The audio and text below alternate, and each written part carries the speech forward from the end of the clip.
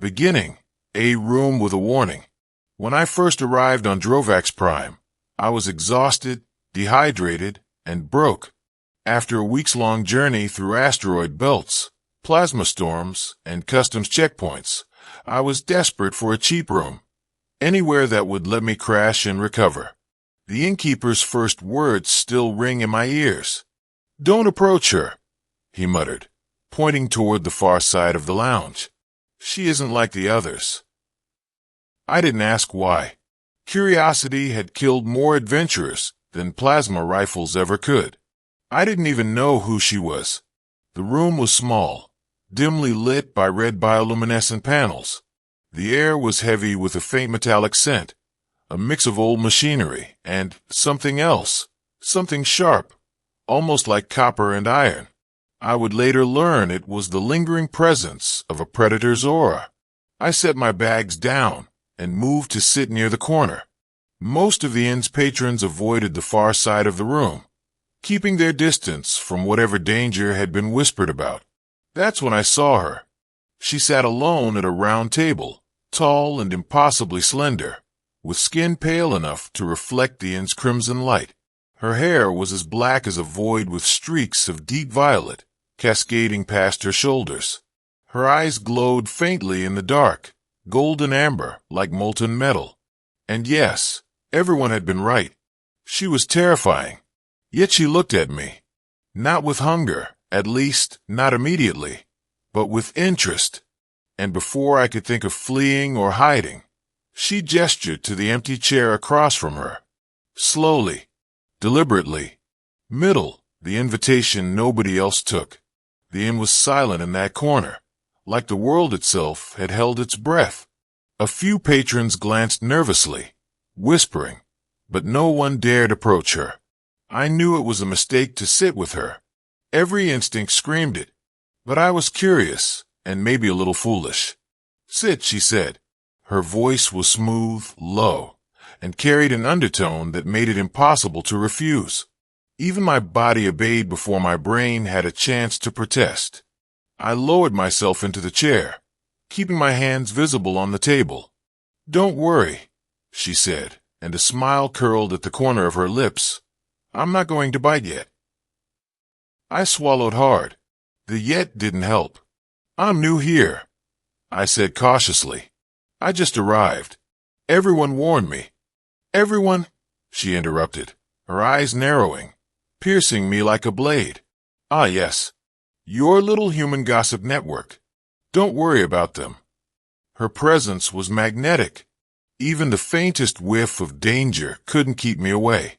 The way she leaned forward, her fingers brushing lightly over the table, made the inn's atmosphere feel electric. "Why me?" I asked finally, the words escaping despite my growing nervousness. Her smile widened. "Because you're not afraid like the others." I froze. "Not afraid." "You hide fear poorly," she said. "But it's there, and that makes you interesting." Her words should have warned me off. Instead, I felt drawn closer. A conversation that changed everything. We spoke for hours that first night, though the world outside had long forgotten the sun. She told me her name, Valira, and a little about her kind. The alien vampires weren't myths, not really. They were nocturnal predators from a system far beyond Drovax Prime, known for their longevity, intelligence, and heightened senses. But unlike the tales spread in kitchens and spaceports, not all were killers. Some, like Valira, had curiosity that rivaled their appetite. She laughed at my stories, sharp and melodic. Occasionally, she'd tilt her head, studying me, as if weighing my soul like a precious gemstone. "You're different," she said. "Most humans wouldn't last a day in my company without panicking." "Why me?" I asked again. "Because you don't scream. You don't run. You sit and listen. You exist in the presence of a predator and survive it." Her honesty was disarming and frightening. By the time the innkeeper told me it was time to rest, I realized I hadn't blinked much. The way she observed the world, and me, made every sound, Every shadow, feel alive. The danger becomes real. Night fell fully. I attempted to sleep, but Valira's presence lingered in my mind. Something was off. The metallic scent in the room intensified. My skin crawled. I got up, deciding to investigate, and found her perched on the balcony outside my room. "Can't sleep?" she asked without turning. "I guess not," I admitted, unsure why I confessed. "Good," she murmured. Then, without warning, she leapt down from the balcony with a grace no human could match, landing silently in front of me. Her eyes glowed brighter. A predator's gaze, but not malevolent yet. "You need to understand something," she said softly. "I don't usually choose humans to be near. Not willingly. They either flee or scream. Or die." I shivered. "And you," she continued, tilting her head. "You sat. You spoke. You existed. You are rare." I couldn't look away. Then came a low hiss. Outside, I realized. A group of alien mercenaries had been watching the inn, probably sent by rivals of her kind. "See," she whispered, "even danger respects me. But now it might come for you." My heart pounded. Why would they? "Because proximity to me is desirable. And deadly," she said, her fangs glinting faintly. "Stay close, or you might not last the night."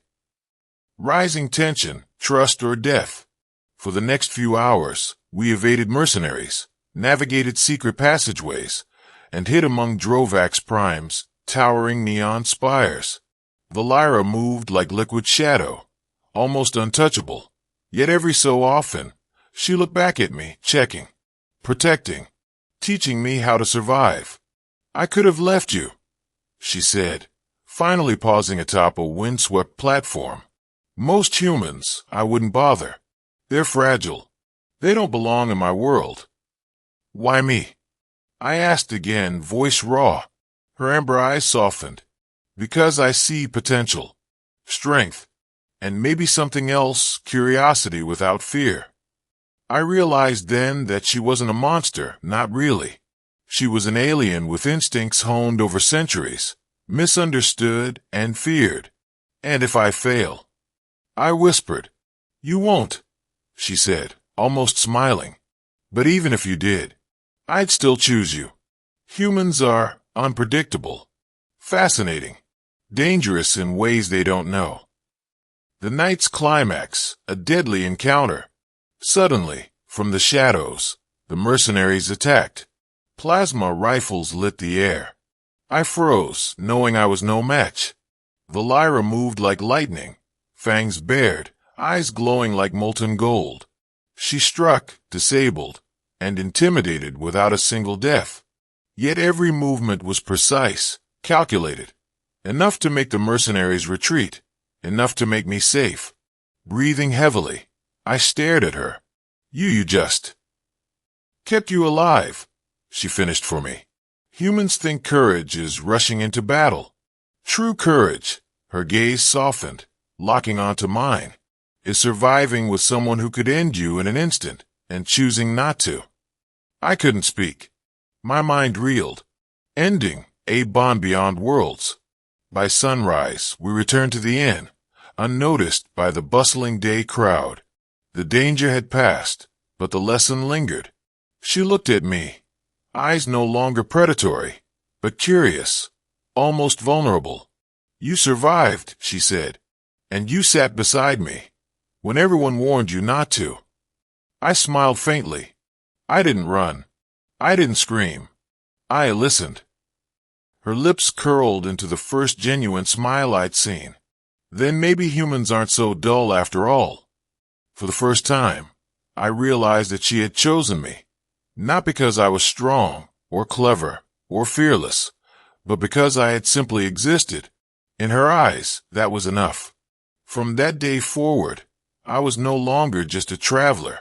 I was someone who had shared a moment with a creature feared across the stars. A human who had survived the night with an alien vampire and earned her trust. And in a galaxy filled with dangers and whispered legends, that trust was worth more than any treasure, more than any weapon, more than any law.